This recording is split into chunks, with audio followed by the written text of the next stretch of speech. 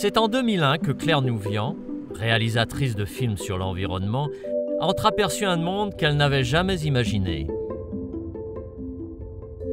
J'ai été fascinée.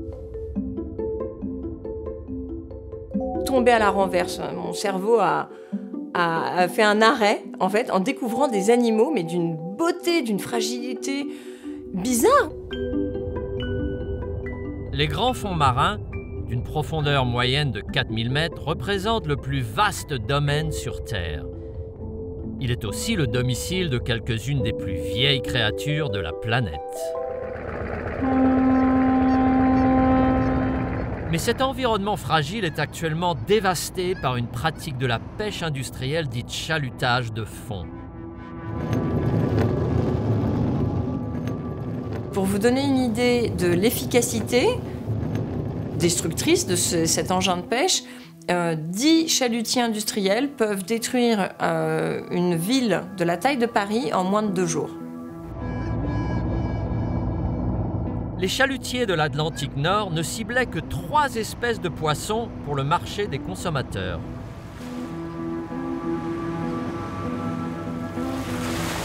Il y a plus d'une centaine d'espèces qui sont capturées, qui sont jetées, mortes par-dessus bord. C'est un grand gâchis qui n'est pas du tout acceptable aujourd'hui. Avec son ONG Bloom, Claire a entrepris une campagne de protection des grands fonds marins. Il fallait que cette action amène à des décisions publiques de protection du milieu marin. En 2012, Claire a vu l'occasion de changer réellement la situation. Lorsque l'Union européenne a fait une proposition de loi pour interdire le chalutage de fond sur les grands fonds marins. Je voulais, c'était protéger le milieu profond. Et donc j'ai compris que, en fait, ce qu'il fallait absolument que je fasse, c'était la courroie de transmission par rapport au monde politique. La France, qui possède la flotte de chalutiers de grands fonds marins la plus importante d'Europe, s'est d'abord opposée à la proposition. Et du coup, la France a vraiment bloqué l'évolution législative sur ce point précis du chalutage profond en Europe. Cette flotte française appartenait principalement au groupe d'hypermarchés Intermarché. Leurs chalutiers remontaient tous les ans plus de 4000 tonnes de poissons des grands fonds.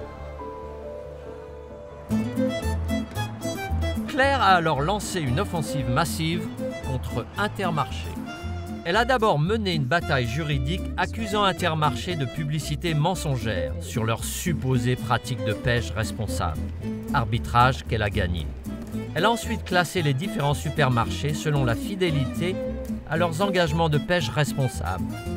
Intermarché est arrivé en dernier. Claire a révélé que les flottes de chaluts de fond ont toutes perdu de l'argent. Et évidemment, le maintien des opérations de pêche se fait avec les subventions publiques. Donc c'est quand même l'argent des contribuables qui a permis de construire ces unités de pêche et de maintenir leurs opérations. Souhaitant faire connaître au public cette information, Très abondante diversité d'espèces. Claire et une dessinatrice de BD française connue ont collaboré sur une BD expliquant le véritable impact sur l'environnement et sur le coût économique du chalutage de fond. Celle-ci a remporté un succès phénoménal. Et on avait une pétition à l'époque qui était sur le site de Bloom. Et grâce à la bande dessinée de Pénélope Bagieux, notre pétition est passée à quasiment 900 000 signatures. Ça a été un raz-de-marée. D'ailleurs, notre serveur a complètement craqué. Et Intermarché s'est incliné devant cette pression. Le gouvernement se retrouvait complètement ridiculisé. Si on avait Intermarché qui acceptait de discuter et de faire des compromis, pourquoi le gouvernement continuait à défendre cette position extrême? Ça a été le début d'une suite de décisions vraiment importantes. L'acharnement de Claire a finalement été récompensé en novembre 2015. En effet, la France a accepté de soutenir l'interdiction du chalutage de fond pour des profondeurs dépassant les 800 mètres.